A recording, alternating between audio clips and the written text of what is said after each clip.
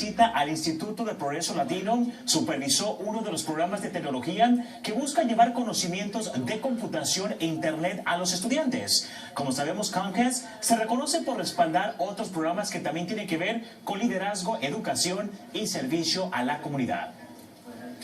We want to have all of our kids on the right side of that digital divide.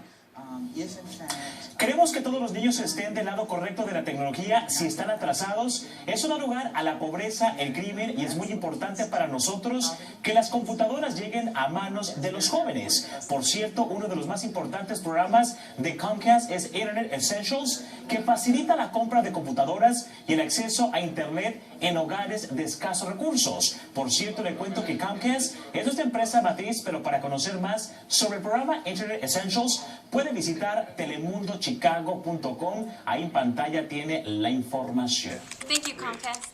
Thank you, Comcast. Thanks, Comcast. Thank you, Comcast. The only thing I think to say is thank you for this opportunity.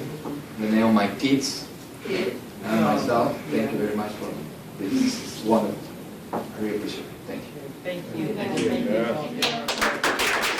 Thank you, Comcast.